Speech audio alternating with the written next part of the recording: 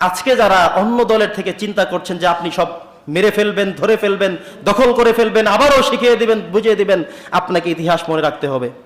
এই ছাত্ররাই সেই ছাত্র যারা 1952 সালেও ভাষা আন্দোলন তারা করেছিল, 71-এর সময় তারা করেছিল, যত আন্দোলন হয়েছিল এই সব এই ঢাকা ইউনিভার্সিটি থেকে এরাই করেছিল। যেই ছেলেগুলো কষ্ট করেছে 6 জনের মধ্যে 2 জনকে উপদেষ্টায় নিয়ে আসা হয়েছে। তারা চায় নতুন এক বাংলাদেশ উপহার দিতে। এতদিন আপনারা দেখেছেন তারা কত কিছু না সেখান থেকে শনাক্ত করেছে। গণভবনে গিয়েছে, বঙ্গভবনে গিয়েছে, কত মানুষ 2 নম্বরে করে, দুর্নীতি করে। আপনার সন্তান পরীক্ষা দেয় কিন্তু চাকরি হয় আরেকজনের, সেই তথ্যগুলো তারা সেখান থেকে বের করে নিয়ে আসছে, সব জমা আছে। ইনশাআল্লাহ সময়ের ব্যবধানে আস্তে আস্তে করে করে অনেক কিছু ইনশাআল্লাহ আমরা জানতে পারবো, বুঝতে পারবো। বন্ধুগণ আমার, আজকে একটি চিঠি সোশ্যাল মিডিয়ায় চলে আসছে।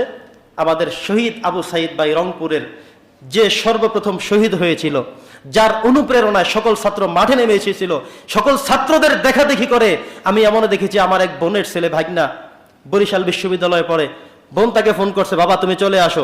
বলছে আমি কিভাবে আসি মা বাড়িতে, আমার সাথে ছেলেটাকে গুলি করছে, সে হসপিটাল, আমি আমার বন্ধুকে রেখে আমি আসবো না, মা আমাকে মাফ করে দিও। কি নিদারুণ কথা! যে কথাগুলো আমরা ইতিহাস থেকে পড়েছি, 1971 সালের কথা, সেই কথাগুলো বাস্তবায়িত হয়েছে। আমি আজকে সকালবেলা প্রায় 1.5 ঘন্টা পর্যন্ত আসিফ মাহমুদ নামে যেই ছেলেটা এই বর্তমান উপদেষ্টা মণ্ডলীর মধ্যে সে আসছে এবং আছে, ওর জুন মাসের 5 তারিখ থেকে এই পর্যন্ত সবগুলো স্ট্যাটাস এবং ভিডিও আমি গুলোতে প্রায় 1.5 ঘন্টা সময় লেগেছে। এই ছেলেটার যতগুলো ভাষণ ছিল, বক্তব্য ছিল, লেখা ছিল, সবগুলো বঙ্গবন্ধু কি আর করেছে। আপনি ওর পেজটা দেখবেন কি পরিমাণে সে করেছে। ওই সময় বঙ্গবন্ধু শুধু একটা ভাষণ দিয়েছে, আর কি করেছে? ওদেরকেও তো গুম করা হয়েছে, ওরাও তো সেই রাস্তায় কষ্ট করেছে, ওরাও সেগুলির আঘাত পেয়েছে, রক্ত বের হয়েছে ওদের থেকে। বঙ্গবন্ধুর 1 ফোঁটা রক্ত কিন্তু বের হয়নি। একটা ভাষণের কারণে তিনি যদি জাতির পিতা হয়ে যেতে পারেন, ভাস্কর্য সারা দেশ বলে যেতে পারে, যে ছেলেগুলো কষ্ট করলো, হাজার হাজার মায়ের বুক খালি হলো, সবগুলো ইনশাল্লাহ বেরিয়ে আসবে।